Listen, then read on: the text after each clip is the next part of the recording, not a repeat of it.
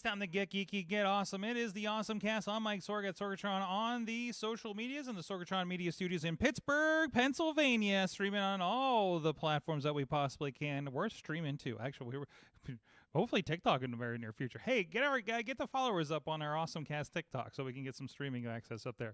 Anyways, we got a crew with us today. First of all, from Studio C in the Big D of Dormont, PA. He's a gadget guru of Big Bank International Esquire. It is the Chilla. How's it going? All right, except I definitely left this thing up over here in your corner. Don't ignore this. Ignore that thing. I Ignore got rid that? of it. Oh, I liked it there. It's like picture in picture with more me. It was just an unintentional picture in picture. Yeah, what you say with the war you. Yeah, double the chilla, double the fun. Show title. Anyways, also with us from the iPhoneography podcast is Dave Podnar. Hey, Sorg, thanks so much for having me on. By the way, I want to point out, I saw like for the first time in a while an image of you're promoting something iPhoneography. What year is your picture from?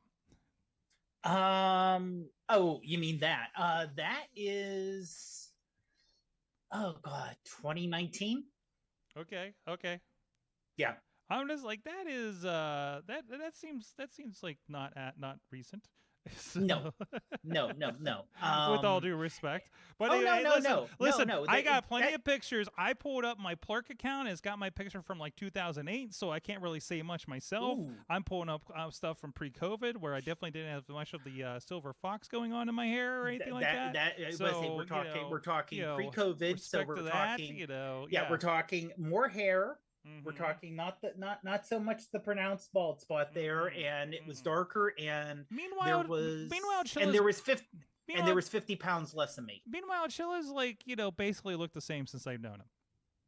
Well, so that's funny. Yeah, so I've probably looked somewhat the same, and I'm trying to go figure out. Hold on one second. So for a wrestling reference, you're Arn Anderson. A wrestler from the age of 25 to 65 has not changed. That's right. Anyways, this is the AwesomeCast, and I'd like to get into our awesome things of the week while I'm telling the social media that we're online right now. So everybody go check out what's going on. So let's get into our awesome things of the week. And I know you said you didn't have anything terribly awesome to talk about here, but I'm sure we can get a little video gaming here as well. Chilla, let's start with you. What's going on with iOS 18.1? So Apple has decided for those that have a capable device of handling Apple Intelligence, if you've jumped on the beta train, you can now skip right to 18.1 and start testing Apple Intelligence features. I put the one link in there that is of how to do it. You pretty much go out to their beta website and make sure you're signed up if you aren't already. And it's interesting where you would normally get the upgrade, your OS upgrade, which would upgrade you to 18. Down at the very bottom of the screen, it's like tap here for 18.1, which then unlocks not only all of the 18 features, but it unlocks the Apple Intelligence features. If you get to if you think about usually in the September, October, whatever time frame, when the next version comes out, like 18 this year, if there was to be an update to 17 that they decided to release, down at the bottom it says also available 17 whatever. That's kind of where the 18.1 option is. They have not released every feature that's going to be in Apple Intelligence, but the one that I thought is interesting is you can actually, if you're on a phone call, you can call record, and it will record an audio copy of your phone call.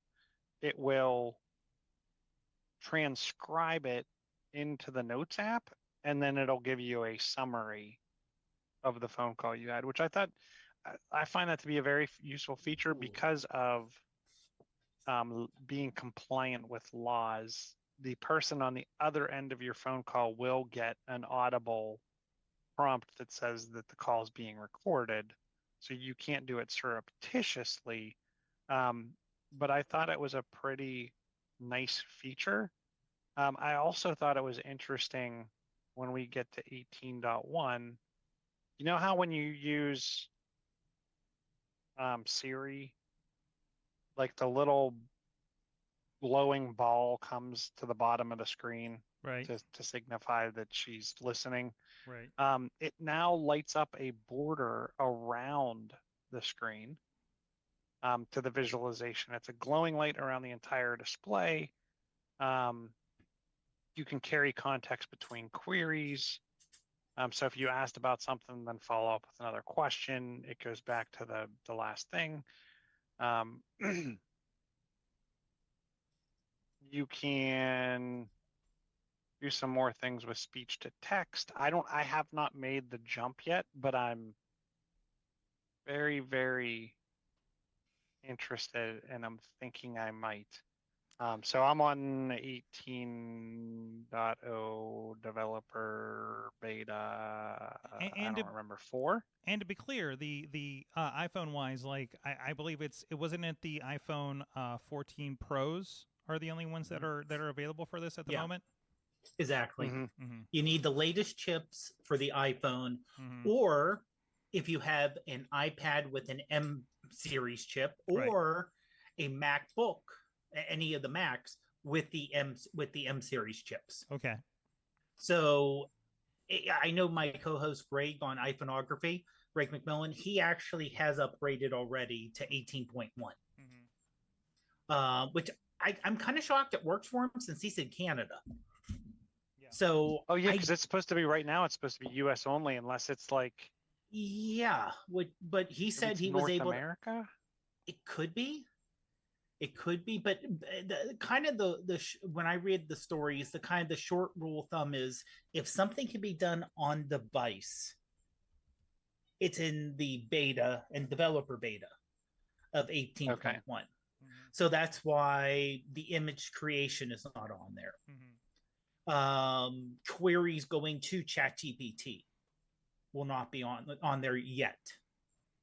So I think they're being really careful with the whole legalities of, making, and also I think they're still building out their Apple data center. Absolutely. Because they have to make sure that, and this is, I don't want to say this is something different with Apple, but when Apple has hiccups, it hits mainstream news.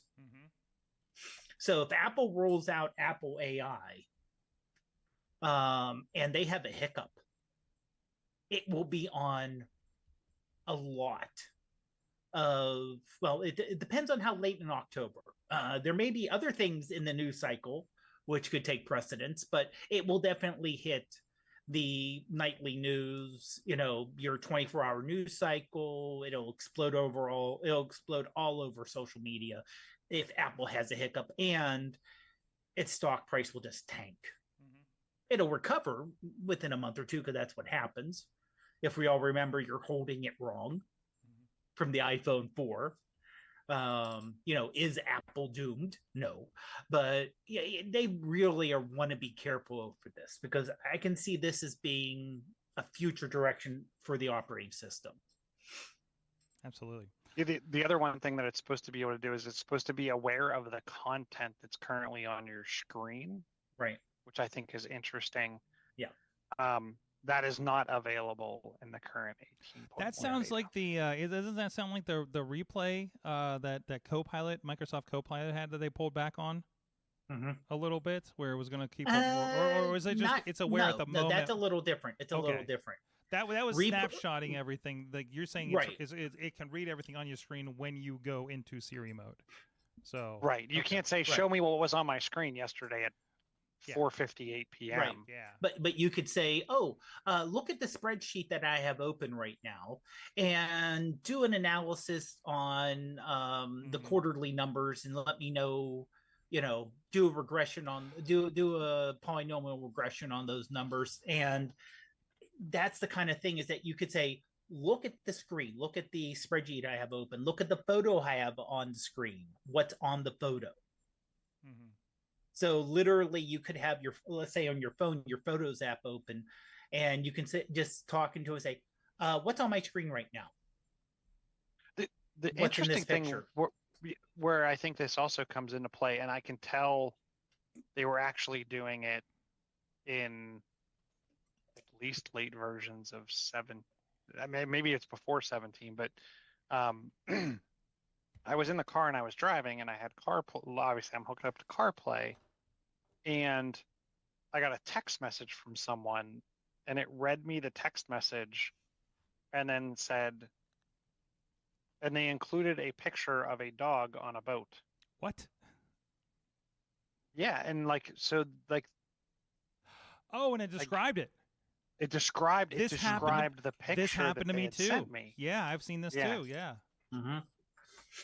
So, so Podnar, I know it's not your awesome thing of the week, but since we're on this kind of line of chat, you had something about the Apple Intelligence writing tools that they're supposed to be in 18.1. Right. And this is one of the ones that have been released. Mm-hmm. So this is what's available now. Is once you upgrade, you can highlight some text, and say, rewrite this for me in this type of. They give you 3 different types of modes, if you will, for what you want to sound like. So you can say, rewrite it friendly, rewrite it, make it friendly, make it professional, or make it concise. Mm-hmm. So you can ask it just to do a straight proofread, a grammar checker, if you will. But you can say, rewrite this friendly, rewrite this in a concise. So you're kind of, now remember, we're still using AI. So check your facts.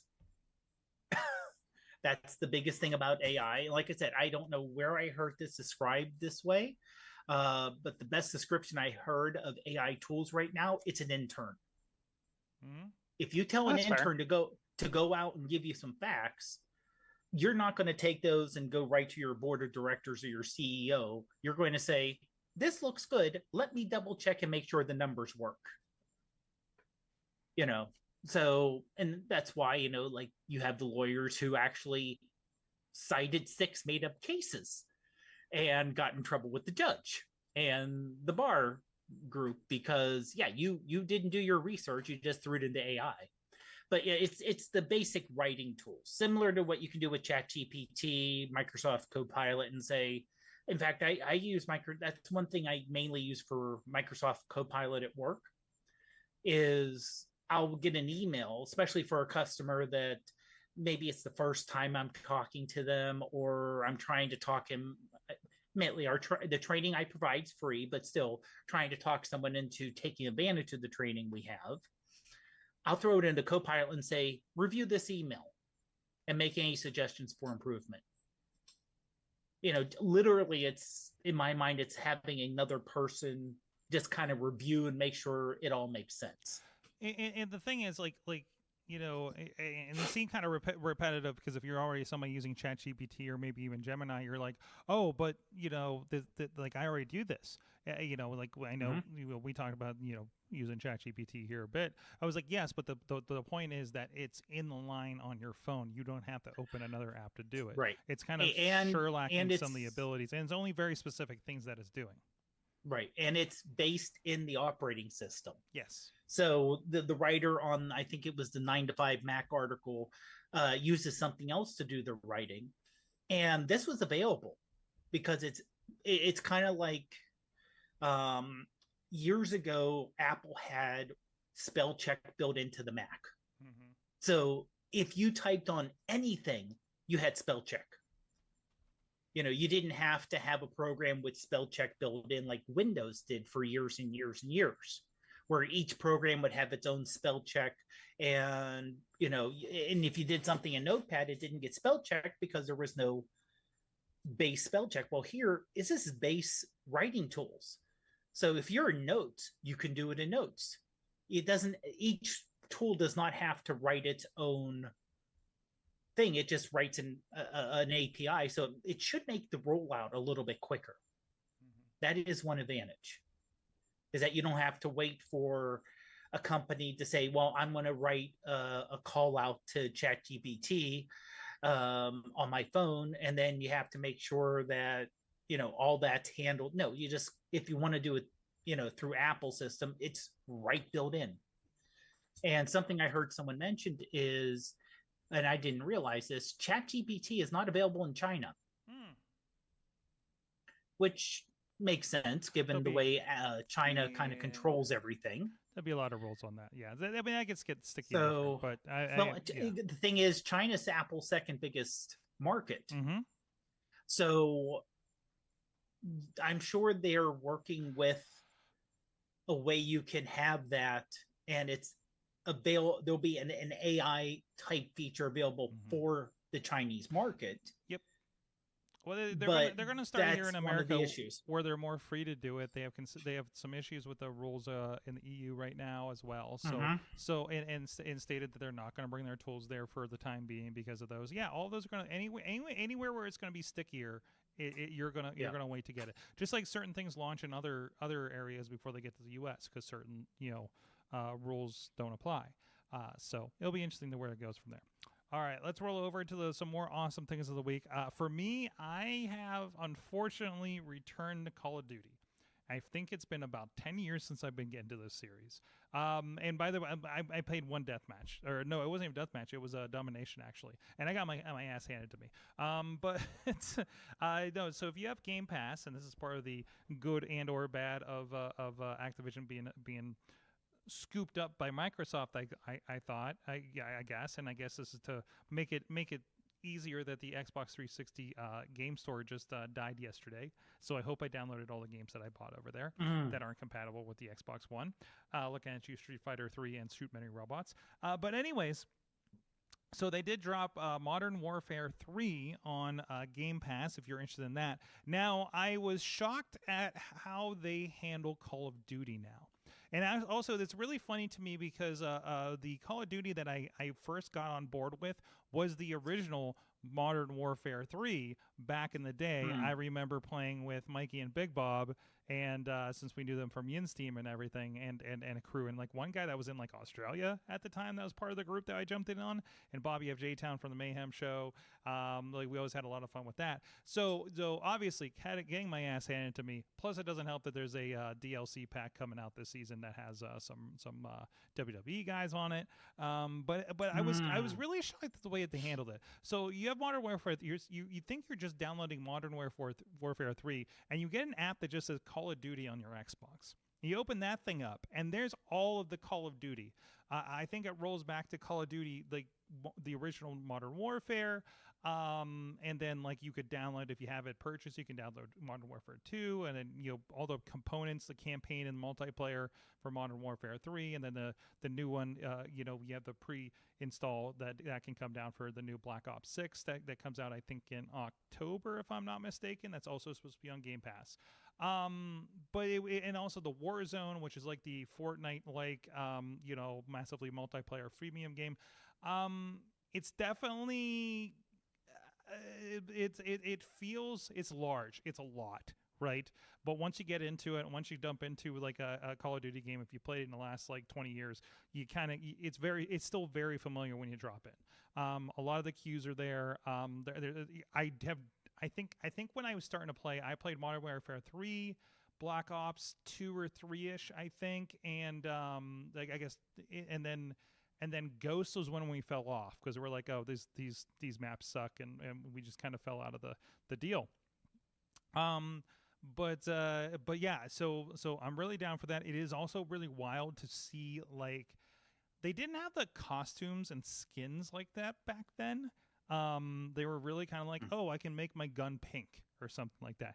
And then I'm just like, well, there's like a furry in this session right now. And also you can play as Cody Rhodes from the WWE and Rhea Ripley from the WWE and stuff like that, which is just wild to me because they're just in their wrestling gear with a gun, which is peculiar to me. But anyways, hold on, I got a thing. Anyways, yes. Facebook thought I posted a phone number when I dropped a link in. But yeah, if you got Game Pass and you haven't played Call of Duty for a while, I've tried Battlezone because that's been a part of Game Pass for a while. Not Battlezone, Battlefield. I've tried a few other ones, and none of them really hit for me in the same way that Call of Duty is. I don't know what I've tried the mobile one for a little bit too, and I kind of enjoyed that. It's just playing on mobile is kind of a whole other thing for me right now. But in the meantime, and before this, I had actually been poking at. I moved the good Apple TV into the bedroom. And I was just kind of poking around Apple Arcade a bit more, and I found something that I think kind of prepared me unconsciously for Call of Duty coming out that I wasn't aware of, and it's this one called Beast. It's BioExo Arena Suit Team. It is, it's a shoot 'em up. It's a first, actually, is it a first person? No, it's a third person shoot 'em up actually. But still, like pretty much along the lines of your Call of Duty kind of thing. You're animals. You're definitely animals, and they each have their own kind of powers. And then you power up to a certain point, and you have a giant mech suit that you jump into and can just flatten people with for a little bit, and that energy runs down, and you're back to normal. A lot of fun, really easy. Everything is 3-on-3. They have a couple different game modes in there. I guess they do have deathmatch as well, but 3-on-3 is where I've kind of landed for the most part. This is part of Apple Arcade. I'm not sure that there is an Android version of this necessarily. I don't see any reference to that. I think this is exclusively an Apple Arcade game. Honestly, I would be shocked because it is on Apple Arcade. They tend to be very... Apple throws enough money at people. Absolutely, and it's very well made for the Apple TV. I'm starting to see a lot of shifting now, though, right? Like I'm seeing games that fall off of Apple TV, or I'm sorry, of Apple Arcade, like the Transformers one-on-one strategy game that they had. I forget which one that is.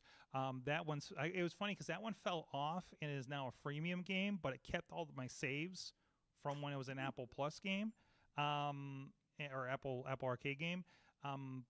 And the Transformers Forged Fight, I think it's called, is the kind of the fighting game that was a freemium game, is now included with Netflix and included my save games, and now I don't have to worry about the freemium parts. So that's been a really big one for me to play some of that. Also, just side note, Sonic Dream Team is actually pretty good. It's a pretty standard Sonic adventure kind of game. And I've really been digging into that because I didn't really get into a lot of the 3D Sonic games real deep into it. So that's also an Apple Arcade one as well. So again, there's some light choices there for your on Apple Arcade, and maybe if you're not into the full Call of Duty, but yeah, it's great that it's part of it. I was not into Call of Duty enough. That's not that I don't spend money on games these days, but it's like very specific franchises, like my Street Fighters, my Mortal Kombats, my WWE games, are basically, those are the ones that, like, I see people going crazy about Madden and getting the new one every year. Like, those are the ones that I'm grabbing. And thankfully not all of them are yearly. It's just the WWE games right now. But anyways, yeah. Real random question, because I haven't necessarily made the jump over to the TV for some of the gaming pieces.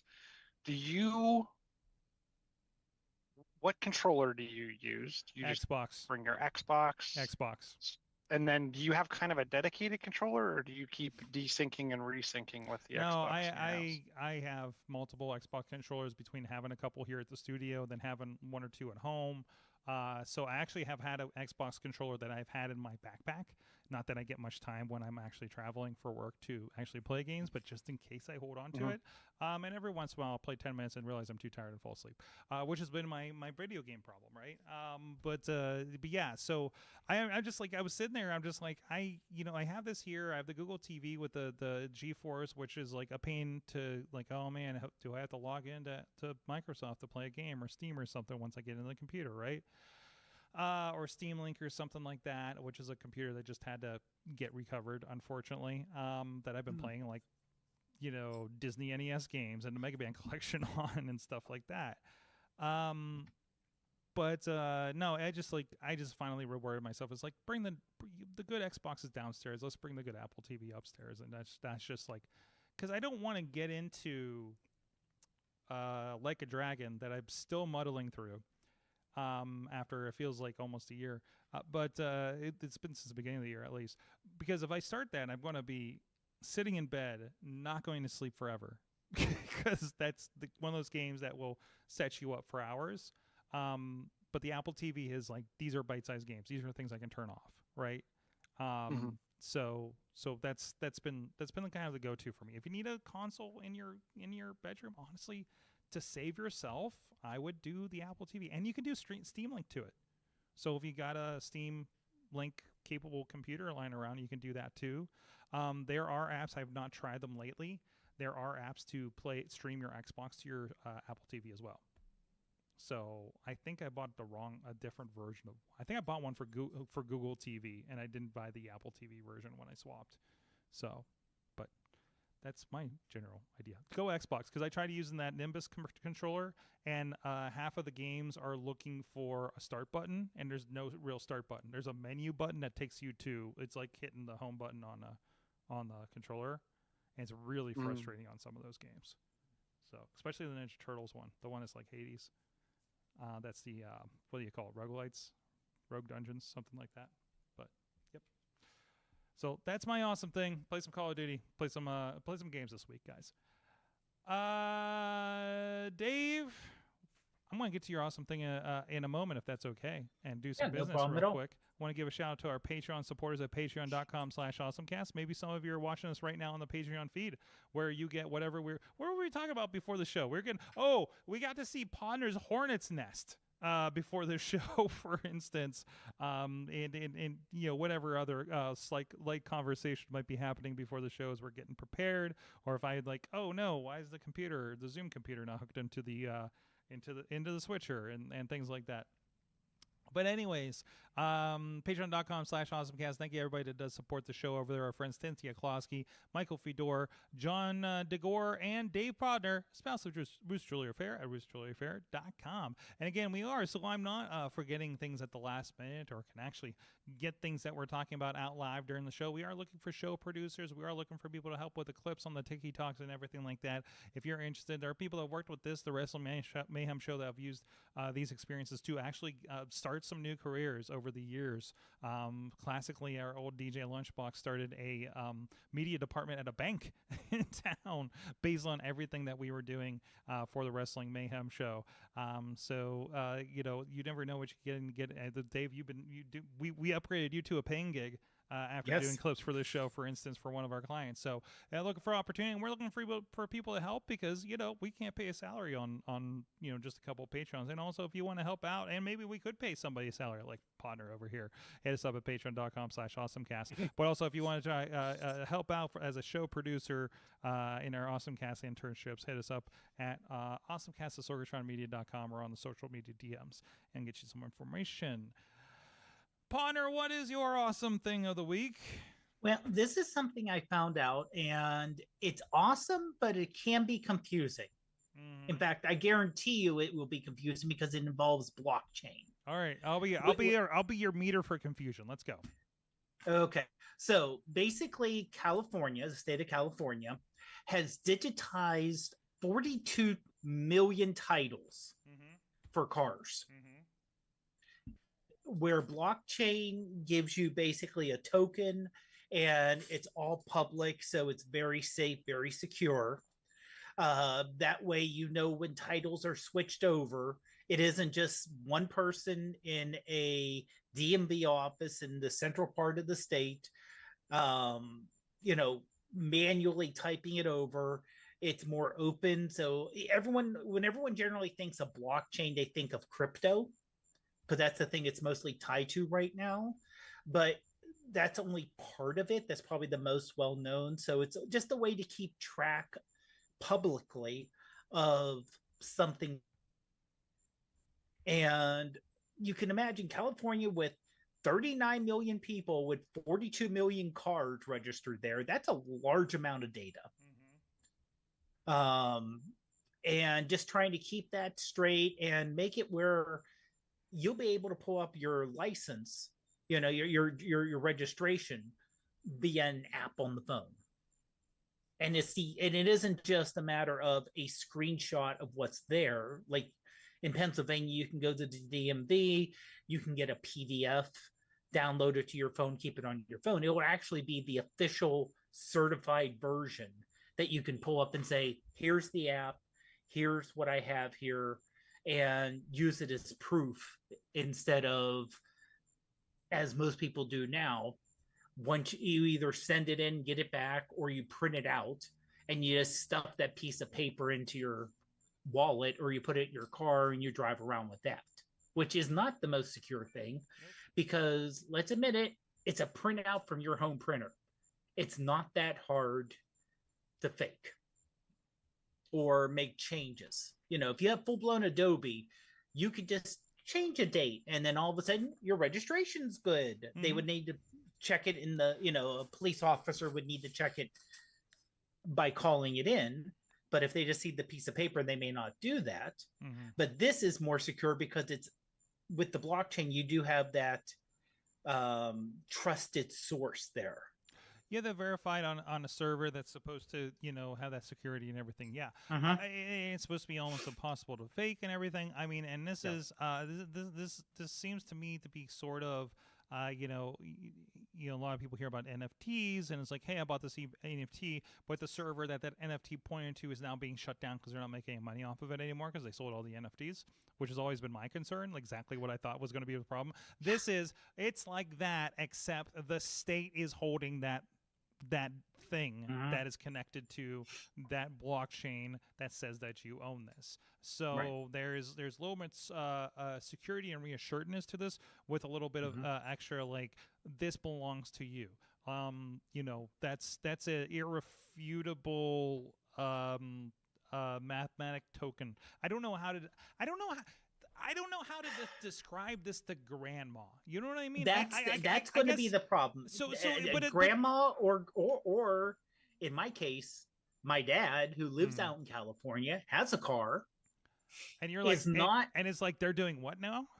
Yeah, and you know, they'll be able to not use the term blockchain for people who are not technologically advanced, and they can simply say you can pull up a secure version on your phone.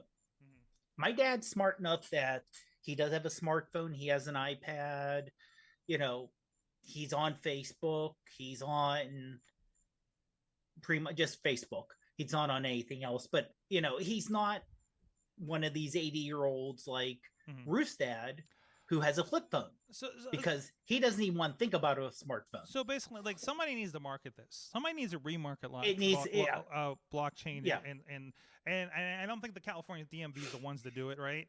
But you know what? It's maybe a company that they will work with. Hopefully. Yeah, because I hope the DMV isn't rolling their own blockchain. Okay, this is a service that's coming from somebody. If that service wants to make money selling these to government entities like this, they're going to have to be like, and this is how you tell your customers what this is, because that is a hard. Could you imagine going to a DMV and, hey, can you explain me what this blockchain thing is? And it's going to be the most like, well, it's like this, and this, you know, kind of thing, you know, and somebody's going to bring up Bitcoin and they're going to get really scared, you know, or something like that. But anyways. All right, let's get to some. Yeah, but just real quick to comment on that, I think you hit the nail on the head. The key is not to market it. This is just your registration on your phone. Okay, it's safe. Don't worry about it. Don't even mention safe blockchain. server. Like, why? We're good to go. At that point in time, why even say any? Like, hey, wouldn't it be nice if you didn't have to have the paper? You'll never forget it as long as you have your phone. It's safe. If you lose it, you won't have a problem getting it back. It'll be easier than, you know, sending in for a new one, and just leave it at that. Like, I don't know. Like, I would worry the same thing. I wouldn't want to have to explain. As long as the news doesn't get a hold of this, the general news doesn't get a hold of this and says, your stuff's on the blockchain now, and does some kind of scare story to make you call your senator. Well, someone will do that. Someone guarantees. Will do it. There'll be scammers around it. Yeah. Yes. Anyways, let's talk about something else scary. Maybe it's scaring Google. Dave, you had shared the SearchGPT prototype. I wish I saw this story a few days ago and signed up for the wait list, so I could have maybe kind of had this by now. But tell me about what's going on over here. And this is I'm sorry. Go ahead. No, good. I didn't mean to. But this is almost going back to the early days of the web, where Google was a search engine. And that's it. So this is just a stripped down search engine that is powered by ChatGPT. So similar to what Google's kind of doing with its chat. If you notice that when you chat in Google now, it gives you an AI answer on top, and then all the links. But it's coming from a company which is AI first. So it's saying, here's the answer, but also here's where we got the information from. Kind of like the Bing chat. Yeah. Yeah. Now called Copilot, talking about someone with a branding issue. What are we calling it today, Microsoft? Yeah. If you're in the enterprise, it's which one is it? Because so you have Copilot for M365, Copilot Power BI, Copilot for security, Copilot for GitHub. Or no, I'm sorry, that's GitHub Copilot. Copilot for service, which integrates with things like ServiceNow and Salesforce and other tools. Like there's I think we're up to 16 or 17 Copilots, all for a different price. Oh boy, they worry about everybody else with branding. But anyway, so this is SearchGPT. It's a prototype, and you can get on the wait list for it. Right. So, and I did that, and they didn't say how long it. They don't even estimate how long it's going to be. No, I'm sure if you pay for it, it's going to come up quicker. Possibly, I don't know, but that makes sense. But yeah, so basically, it's a very stripped down. You search for something, here's the answer. Not, I'm searching for something, here's a giant list of links, and good luck figuring out what exactly you're looking for.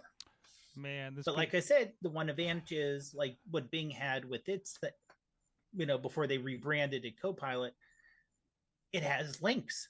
So you can say, where is this information coming from? So you can double check it. That's the most important key right there. Vet the information that's coming to you. I do not understand the idea of using ChatGPT in its current form as a quote-unquote search engine like some people do. Like, what does this say about this thing? To me, it's a tool to be very directly. I'm literally doing this today. I wanted to get descriptions for the different events, like events during a Formula SAE for some text I'm trying to put on screen. So I'm literally taking the documents and the website and say, look at this, tell me in one sentence what this event is, and then we work from there and then whittle it down to what I need, between, you as a collaboration with that text window. So, because that's just the thing I can't wrap my head around is boiling that down. And it's like, instead I have to go to a thing in this, and what do you think about this? Is like, I can at least get one good start at it and then give it to the experts and say, does this properly describe you? That's instead of just saying, hey, ChatGPT, is Deadpool and Wolverine safe for my kids to go to? Seems like a scary proposition to me, right? Or ones that are using it for their homework or anything like that. Like, ChatGPT is not a web search. ChatGPT is a tool. And I love that this now creates a new distinction and say, I want to search for something, go over here. The tools are right for it. And it's doing what I loved about Bing search, right? So, because, man, I've been pulling away, man. I've been like, Firefox is my default now. I'm out of Chrome. I've been trying to figure out what my new search engine is and everything, because Google ain't it right now. There's a lot to it. It's really nice when it pops up and it's like, okay, cast, blah, blah, blah, blah, blah. And I go to a lot of movies, so I understand that interface. But I'm not using it as a Google search engine at that point, right? And even as it is, it's like the dig. I just posted a clip for the dig.com resurface and realizing how all crud articles those are. Just like all the articles that come up on my search page on my phone for Google, they're all crud articles. They're all movie rant and crap like that about like, oh, hey, that's really interesting. This is one of those crap things where the video is going to play and everything, right? It's all clickbait.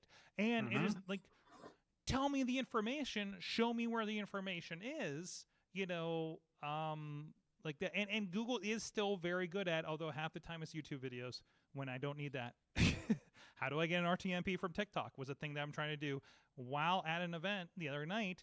trying to see if I can get a new stream going, and I'm getting videos, and I'm like, I'm in a loud environment. I can't sit here and watch a video. You're like, just tell me where it is, and it's all from like past versions and past rules and things like that. And you're like, give me how this works in 2024 in July, because that's what you need, and nobody has it. So this is where I'm hoping an AI will say, what is the most recent information on how to do this thing? Right. And of course, Google still makes a vast majority of their money from search. Yes. And ads on search. Yes. And if you actually have a competitor in search, not a competitor in shareable shareable text documents like, pages and sheets and, everything else. But if anyone comes for Google search and they start losing money, right now they should be not in panic mode, but they should be in concern mode. But if they actually start seeing a drop once this is released, it's panic mode time for them. So I want you to separate two things. So, hey, this is a threat, but to what extent do you think the installed base of ChatGPT is right now? Because right now, very little. Nothing is going to beat Google spending money on it being on every iPhone by default, or on this browser by default. I don't think that's you got to do a lot more than that. Now, ChatGPT, GPT becoming the default outside AI for Siri in the near future may be the thing. So, where Apple notice also Apple may become the kingmaker here, which Apple tends to do. But also notice that if you search for something, Google comes up, but it also says, hey, it would be so much better if you use the Google app. And it takes up half your screen before you can dismiss it. So Google does, even though Google understands how much search they get coming from Safari, they really don't want that. They want you to download their app and keep it all in their app system. So you have that also going on. So I think Google does see ChatGPT as a possible threat. After all, we all said at one time, admittedly, this was years and years ago, Lotus 123. They are the king of spreadsheets. No one's going to come right there. And it's annoying. I'm actually a little ticked at Google for doing that. I do also put the Google widget at the top of my screen as default. So I Androided my phone years ago, so and I'm rolling it back into Safari and everything. So let's see what Bing does. So it's no longer the point where it's like, well, I want to have Google because I want to know where everything's at. I want to be able to see all my stuff in my other places. But now it's like, man, I don't know. How useful is it anymore? Also, at what point do people who are willing to experiment, like the three of us and people who may be listening to the show, start to do this, and then stuff happens and you show this to your friends and your coworkers, and they're like, why can't I get that? I want to do that. And you're like, well, here, just do this and you can have what this is. Oh, let me give that a try. And then that's where things get rolling. You have those people that everyone looks to for technology because they're not necessarily don't want to be the ones that take that initial step out. It's like, that looks neat. You try it and you let me know if everything crashes and dies for you. And if it doesn't, I'll give it a try then. Yeah, we're definitely finding the information in some wildly different places. Like and it still is like Twitter. Twitter was the place where something happened, that's where we go. And I think a lot of us did with some of the stuff that's happened over the last couple of weeks, which is really fascinating. But but there's doubt now, right? And that's when a new player comes in. Maybe Mastodon, Blue Sky, Threads have not become the Twitter colors that we hoped, but man, they're starting to get a little bit of traction now. I'm starting to see some more people. Wrestling Twitter showed up the Threads, by the way. I've been looking for that. And now is the time to start kind of thinking about, what we do over there on that side of things. Does that become player for us. And in fact, I just sent this article out on Mastodon. That's what that chime was, if you heard that in the background. But anyways, Chichilla, I mean, obviously you're poking at co-pilots and things like that. Where do you see this kind of search field going here with ChatGPT's introduction of this thing? Presuming it comes out in a relatively good time. And I know there's been a lot of oh God, what's the other one? What's the Perplexity? Is that the one everyone's mad at right now? That's trying to do the same thing. I haven't heard about that one. In this realm, I do see the search going in this direction, and I will say, like, in a lot of times, like, Google does its own, and the AI stuff is at the top, and you have the summarize button, and I'll tell you what, it makes it very nice. But you hit on a very key important point, right? Where did it get the information from, and how does it provide traceability? Like, a lot of things you'll see up and coming have like the old school footnote, like a one with brackets around it, and you'll be able to click in on it and go. And by the exactly where ChatGPT has been including that as well. So I've been trying to figure out how to pull it out so the format works, but when we do our show notes, I can say, here's our transcript, here's the show document, put these links in your description from this transcript, right? Unfortunately, the coding doesn't come off easily for me to just pull all that, together. But still, before I mentioned it in passing here, so this is Perplexity, for those that don't know. If you go to perplexity.com, it's kind of a ChatGPT kind of thing, but it's like it also purports to be sort of a search engine, I believe. And I think they're coming under fire because supposedly they've scraped some sources that some people aren't happy about, not giving them permission and something that be under paywalls. I think that's the stories I've been hearing. But again, this is one of the default Tesla's wet towel warning, right? And it was something about, I guess, something about the charging and putting a towel around their chargers or something like that. But here's a full article that is generated, and it does have citations. Here's some PC Mag is a big one. Medium articles are a big one. So it's pulling it. Even like it has this line, interferes with temperature monitors, charging equipment. It cites this line from the PC Magazine, Medium, and WTO News articles, so you can get a little more confidence with this, and presumably this is what we're going to see ChatGPT use as well. This is something you can get into. Again, they have a pro version to really kind of get into it and get some more features and everything like that. Probably better search, but still, like, this is kind of where it's going, right? You get your searches, but it's no longer, okay, hey, go to this article for more. But if you wanted to jump in and say, okay, what did they talk about? Here's PC Mag talking about that Tesla article, right? So, and honestly, is there really any more? But by the way, I want to point this out too, because this is something that's been happening. Look at this nice detailed article that really boils things down. It looks kind of dense, right? Look at all this on the PC Mag article. Like, it feels like there's barely anything there in comparison. Maybe it's because of all this white space that I'm sure my ad blocker is killing. But no, it's kind of an interesting space right now, isn't it? I definitely think it's an interesting space, and I only think it's going to get better. I do think this will be the way we work or the way we search in the future. But I would say it's probably a little no different than what we see today, where you do kind of trust but validate, or you go, hey, give me this answer, and then, give me the next three kind of thing, and let me compare and contrast, or give me your top three answers and compare and contrast the results. And that's where I think the real power is, to be able to take that next step. Like I said, Google's, I thought, done a very good job of giving me the result, but then allowing me to summarize an entire page. Exactly. So it'll be interesting to see how any of those go through. All right, looking at the time here, Chichilla, you have we talk about RIP Xbox 360, of course, at least on the store. I mean, you can still play games on, it's fine. I haven't seen how much of them that have online components are going to work. Like, how does my Call of Duty work if I throw that in there?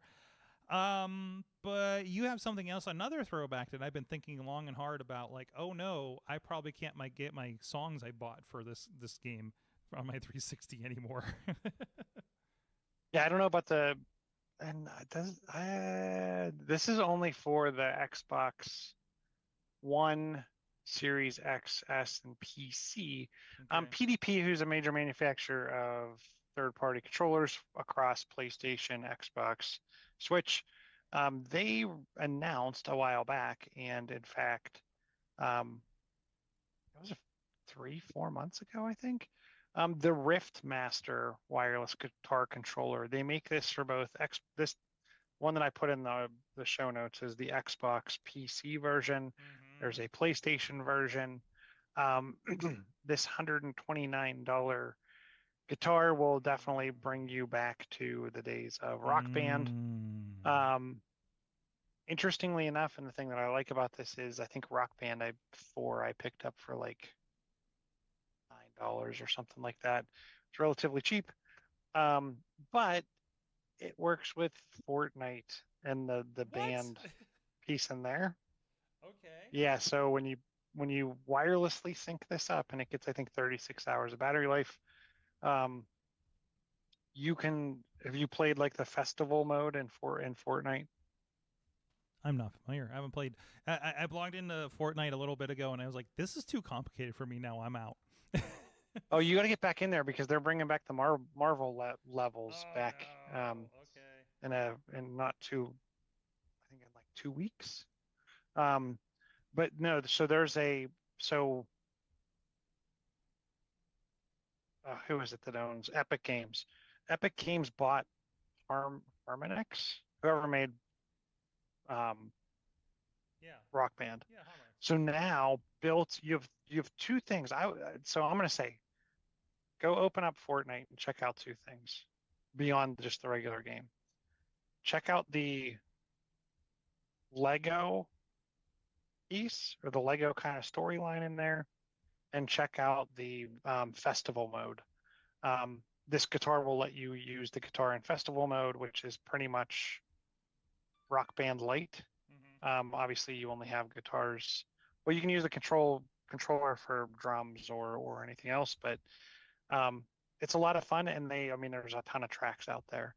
And they do limited releases where like there's, I don't know, 20 tracks that they have this week that may not be there next week. You can purchase them for 500 Fortnite credits, but they kind of give you the free ones on and off, and they just rotate them in and out. So highly recommend the device. It works pretty well. I'm happy with it so far. I played 2 quick plays on Rock Band, and I played an entire band set, which I think is 4 songs in Fortnite last night. So lots of fun. I'm trying to load Fortnite on my GeForce app. I don't know how this would work over that if you can get it on. No, probably you probably want to download it to the Xbox too. But I just haven't had it on for a while because just the size, and I need 184 gigs for Call of Duty. So you telling me I should? Are you telling me Fortnite should take up residence on my Xbox? I should have it there. And that's why I say take on residence, because sometimes you have passive games, you have games that you downloaded off of Game Pass that you get to, but they're like 80 gigs, so you just let them sit there and take up that space. Man, I need a bigger expansion card. I don't think there were bigger when I bought my 1 gigabyte, terabyte, I guess. But yeah. So you tell me I need to do this, huh? I personally think it's worth it. Okay. All right. And I wonder if you can even download. You just have the original Xbox One, right? No, I got Series S. Okay. I wonder if you can get like the non-Series S version, if it lets you download it, and then you can just put it on any removable media. Put an old hard drive attached to there and just play it on that. Yeah, maybe. I'm going to go big and go the X version or the S version, the Series version. So, no, I think that is an option though. But anyways, I saw Call of Duty download on my old Xbox. I can't even get Street Fighter or Mortal Kombat. The new one's on the old Xbox. So, and then I get the big bundles for the WWE games. So I get the order version, or I got the Xbox One version to put on here on the studio. Unfortunately, nothing syncs up except for the online component with my faction. So So and they play fine, you know. With AEW, AEW's one game across the platforms. AEW feels fine, but AEW's not a high-end game by any means. I honestly listen. I buy the games every year. I really can't tell you that there's much improvement. Like, they're fun and they have some stuff like in updated rosters, but I think I grabbed a copy of like 2K18 WWE on an Xbox One, loaded that up, played a match, and I'm like, other than controls being a little bit different, I can't tell you if the graphics are any better on my Series S. I honestly can't. Like, and it depends. John Cena is always going to look great, but like the third string roster members, they didn't spend any time on. You know what I mean? You know, like Assassin's Creed, like the main characters look really, really great, and then like you get to like some of the characters, like the side characters, you're like, well, that guy's eyes don't look right on the side, you know, on the side quests and everything like that. Like, that's what WWE does, but it's just like you have a roster of like 100 people, so it just gradually drops off if they're not somebody that's like, you know, sells a lot of action figures. So you'll get the guy that's in his first year training at NXT, but anywho, on that note, it is about pumpkin time. So John Chichilla at Chilla on the social medias. John Chichilla on the Facebooks. You're wearing oh no, you had the Cardinals. I just posted a clip of you wearing that shirt from like last time you were here. You gave me a thumbs up too. Anyways, that's why my Tuesday wardrobe is really, really concentrated. I got to think about what I've worn recently because I know what happens with the clips, and it gets weird sometimes. So. Oh, I didn't think of. Yeah, I'll have to look. Everybody back think about your social media wardrobe, guys, because this is the shirt everybody's going to see for a week, you know. And I'm actually catching up on a lot of the clips. There's not a lot of backlog there. So it's like basically going to be, I have like 2 or 3 really old clips to put out, and then whatever comes from this episode for the rest of the week. So I've been doing hard drops on the social media, and I hope it hasn't been too annoying. Anyways, Dave Podnar, Prof Pod on pretty much everything. Yep, yeah, Prof Pod pretty much on everything. You got your medal. I forgot to bring this up last week. I loved I showed Missy, and then it was like, oh, look, the wing moves. The wing moves. This is the America's Mile. I did it virtually because just stuff came up that night, and I wasn't able to do it in person. And even the new 10 mile, or I think 10K, I think I'm doing, oh God, in November. I'm out of town for that one, so I'm doing that virtually. I think Katie, okay, that's not as bad then. Yeah, so, but anyways, I'm just going to play with this wing all the time. Man, I can see why race medals are so damn addicting. And that's basically what you're paying for here, you know. And I got a nice shirt and out of this thing, like it's all about wardrobe. That's like when I went there, and I'm like, why does P3R have like an entire merch booth tent going on when I went to the Pittsburgh Marathon? And I got to make up for it because of their schedule. We have our schedule for 2025, and we know we will not be able to make the Pittsburgh Marathon. So I had to break the news to Katie. She's like, what am I training for? Like, well, you know, personal health. So anyways, Dave Podnar, iPhoneography podcast. You guys always have some cool stuff going on over there. Yeah, we answered some people's questions and looked at some of our recent photos, including a couple from our viewers that turned out really amazing, including one that you swear if you look at it, you think, that's an album cover from the 70s. Yeah. Excellent. Go check that out. And on Patreon, I think we're going to get political. If you're going to stick around for that, Dave. I know, Chilla, you're going to bounce out and probably don't want to stick around for this anyways. I was really curious because I got the text message the other day for white dudes for, what was it? White dudes for Kamala. I thought it was BS, and then I heard about it. So about what Mark was really Hamill was on there. Yeah, and I said no, do not include me. I don't want to talk to Mark Hamill apparently, but here we are. But we're going to talk about that and that interesting Zoom phenomenon that's happening around that because I'm really kind of curious about it and what's been happening. So yeah. So I thank everybody for the let's say we'll keep it's tech, but it's political. So we're gonna just slide it over the Patreon if you want to, and we're not gonna get deep into things, I would hope. Guys, thank you so much. We'll see you next time. You've been our awesome audience. Have an awesome week.